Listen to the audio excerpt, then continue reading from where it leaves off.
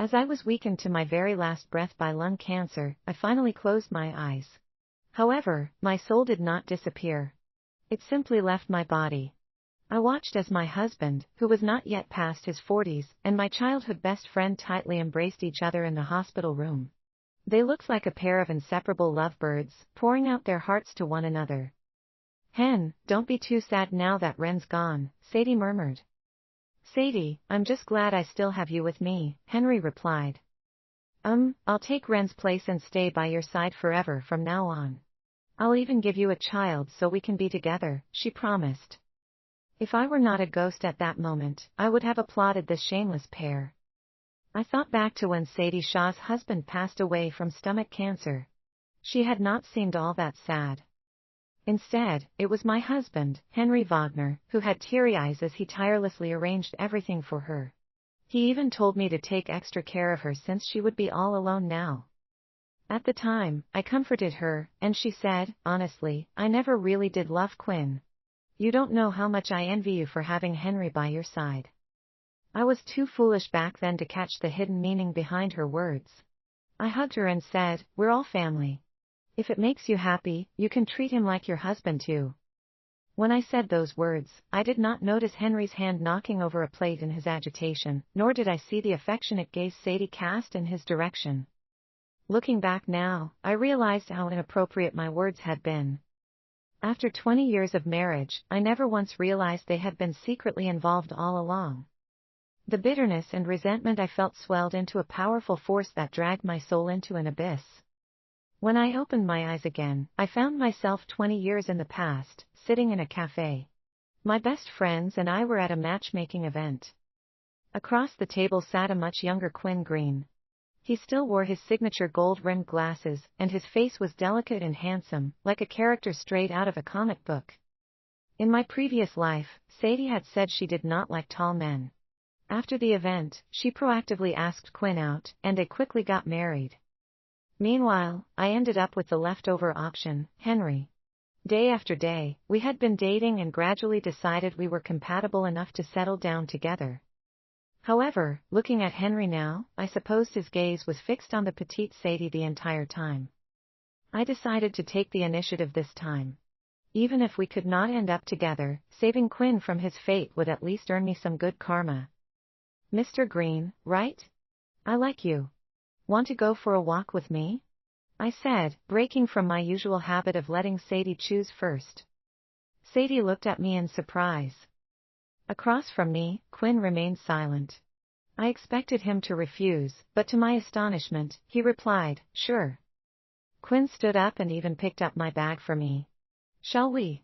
It was not until we were a good distance from the cafe that I snapped out of my daze. I looked at him apologetically. "Sorry about earlier. I didn't mean for you to misunderstand."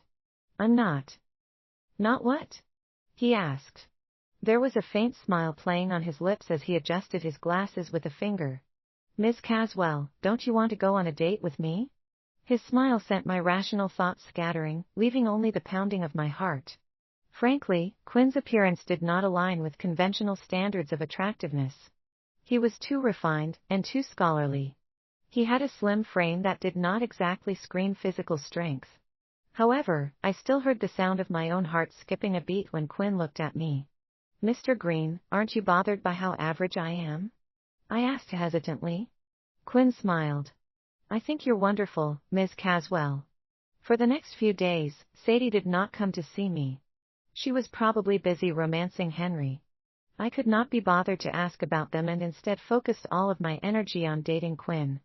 In this era, love was not rushed like fast food. Dates were simple, just strolling through the streets and chatting about life and dreams. One day, while talking about how I had to drop out of school to support my younger brother, I mentioned how much I regretted it. He suddenly interrupted me. "Take the exams again, Ren," he said. "What? What did you say?" "Take the SATs again. Education will only become more important in the future." He was right. I had been so focused on avoiding the mess with Henry and Sadie that I had not even considered this possibility.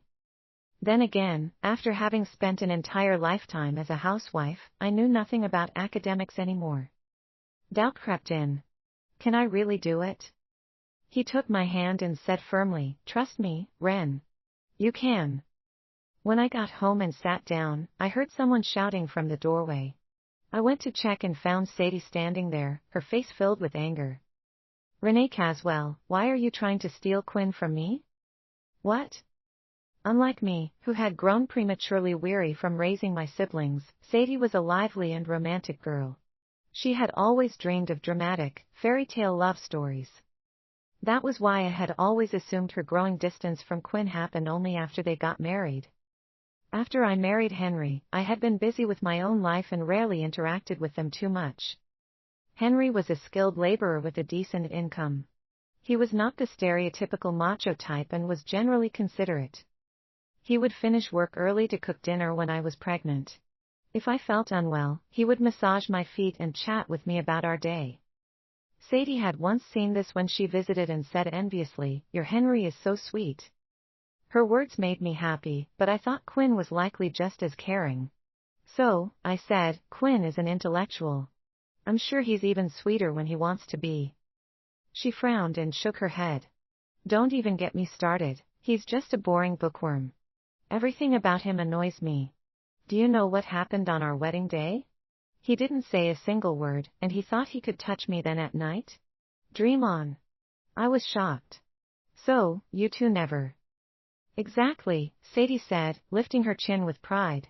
"A woman's body and mind must align to feel joy. Otherwise, how are we any different from animals?" At the time, I did not know she had forced Quinn to live like a monk his entire life. It was not until Quinn passed away from stomach cancer that Sadie cried to me about how unfairly she had been treated. I clearly remembered how much she seemed to hate him, so why was she now acting like I had stolen the love of her life? I furrowed my brow and asked, "Do you like Quinn? If so, what did that make Henry?" She opened her mouth, but did not speak.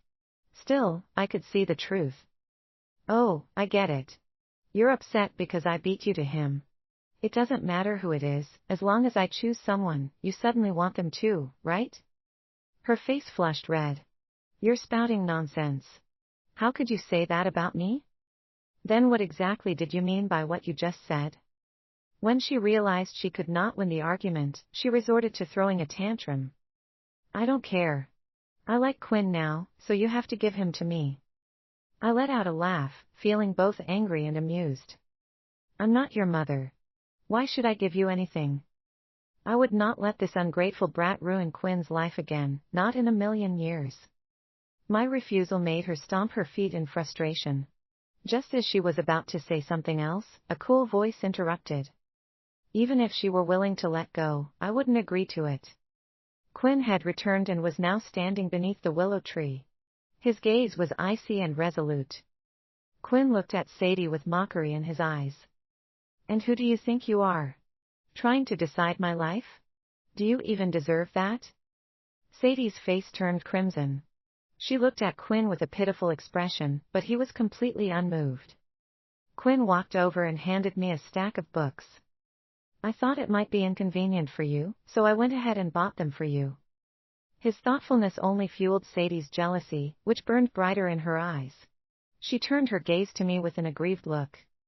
"Renee, we grew up together. I've always seen you as an older sister. Why are you taking Mr. Green from me?" She clasped her hands together, tears streaming down her face like a tragic heroine. "I really want to be with Mr. Green. Please, I'm begging you, could you let me have him?"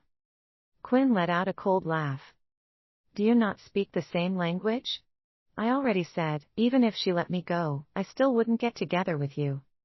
His tone carried undisguised contempt, and I instinctively glanced at him. It was odd, at this point in time, he should not have known Sadie very well. Before I could dwell on it, Sadie stomped off in frustration. Quinn turned back to me. "Don't even think about letting her have me, got it?" I nodded. "All right." I carried the books home, but I was struck on the back of my head before I could set them down. "Where did you get the money to buy books, you little brat?" My mom, Kate Summers, yelled out. Her face was stormy with anger. "A friend gave them to me," I replied. "What friend?" "You're lying. Did you steal money from the house?" she accused. Her expression darkened further. Are you insane? That money was for your brother's health supplements. He finally has a weekend to rest, and I wanted to prepare a nice meal for him. How could you spend it instead? Everything was so chaotic that day, and the details were a blur. All I remembered was how embarrassed I felt the next day when Quinn saw my bruised face. Sorry, the books you bought for me. My mom returned them, I said awkwardly.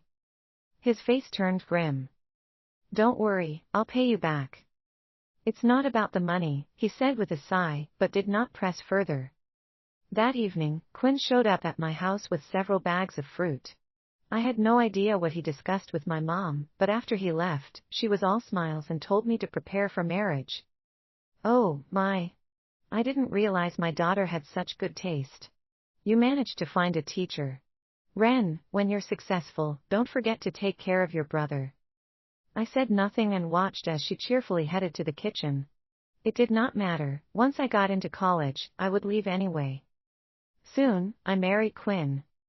The day when he brought the fruit to my mom, it was to formally propose. The wedding was rushed, but every necessary ritual was properly observed. I sent invitations to both Sadie and Henry, but neither of them attended. During the reception, my mother-in-law, Jill Appleton, suddenly asked me to honor the family tradition by kneeling and bowing to their ancestors. It reminded me of Sadie's stories about her in-laws creating unnecessary hurdles for her. I hesitated, but chose to go along with it. I knelt and lowered my head 3 times, trying to appear composed, even though my knees ached on the hardwood floor. Jill laughed softly at my seriousness. She then leaned forward with a warm smile and clasped a delicate emerald bracelet around my wrist. What? Was this the deliberate humiliation Sadie had complained about? I looked at the verdant bracelet, and there was a mix of emotions stirring in my heart. Quinn took my hand and said softly, since Mom gave it to you, just accept it. After the guests left and the house quieted down, I sat on the wooden bed, feeling a rare sense of shyness. It was absurd to think about, but Henry barely touched me anymore after my miscarriage. The few times he did, he would sit against the headboard afterward, smoking silently for what felt like hours. I only learned after my death that the miscarriage had been caused by medicine Sadie gave me, something to improve blood circulation. Quinn came out of the bathroom, now in his pajamas while holding a towel. He walked over to me and gently began wiping my hands. Quinn had been drinking quite a bit. His lips and the corners of his eyes were flushed, giving him an alluring, almost irresistible charm. What's wrong? What are you thinking? Are you afraid of me? He asked. I shook my head, brushing away the swirl of emotions clouding my mind. Not having children was not such a bad thing, it meant fewer attachments. I'm more afraid that I won't be able to control myself, I replied. Quinn smiled faintly. Go take a bath. I've already prepared hot water for you.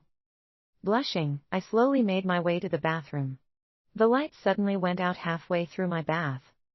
I gasped as I stood up in the darkness, when Quinn appeared holding a candle. He paused in the doorway, his expression briefly stunned. His voice was husky as he spoke. My wife is full of surprises. What followed felt natural, like it was inevitable. His passionate embrace made me melt like water in his arms. In the peak of bliss, when I felt like I might faint, the lights abruptly came back on. Quinn's deep, dark eyes locked onto mine as if I were his entire world. In my previous life, I had not spent much time with Quinn. I only remembered him as cold and aloof. Sadie had told me that after their marriage, he was always busy with work, often staying overnight at the university. He climbed the academic ladder from teacher to professor, and he would give his entire paycheck to her. Sadie was dressed in finery, and she spent her days sipping coffee and shopping, while he lived with just 2 worn-out work uniforms until the day he died. The thought left a bittersweet ache in my chest. Quinn noticed the shift in my mood and leaned down to kiss me. Ren. What's wrong? Did I do something wrong? I clung to him tighter. You're perfect, honey. From now on, I'll treat you so well. So very well. He kissed me deeply, murmuring something against my lips, but when I tried to listen, all I could hear was a soft sigh. It was no surprise I could not get up the next morning. Blushing, I crawled out of bed on all fours, only to be pulled back by Quinn. What are you doing so early in the morning? He asked, his voice still heavy with sleep. I'm going to make breakfast. He held me close for a moment before finally getting up. You're tired from last night. Sleep a bit more, I'll handle it. As I watched him leave, I saw how his back was marked with faint red scratches. I buried my face in the blanket, feeling my cheeks burning. Maybe being married to Quinn was not such a bad thing after all. Life with Quinn was so sweet and peaceful that I nearly forgot about Sadie. That was until one day when Henry showed up unexpectedly. To be honest, I rarely got angry with Henry in both of my lives.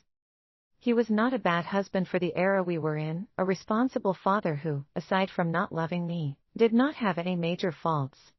However, when he stood before me and told me to give Quinn back to Sadie, I felt a rage so intense it was almost uncontrollable. And what about me? I asked coldly. He seemed caught off guard by my question, opening and closing his mouth a few times before mumbling, I'll marry you. As he spoke, his tone grew more confident. You can divorce him, and I'll marry you. We'll live a good life together, he added. Don't worry, I won't hold it against you for being divorced. If God had X-ray vision, he would have seen the giant question marks flooding my mind. I stared at Henry in disbelief. Do you think you're better than Quinn? Why should I choose you? He blurted out, because you owe Sadie. What? That day at the mixer, Sadie clearly had her eye on Quinn. You're her best friend, how could you steal him from her? Now she's at home crying every day, and she's so upset she's fallen ill. If something happens to her, it'll all be your fault.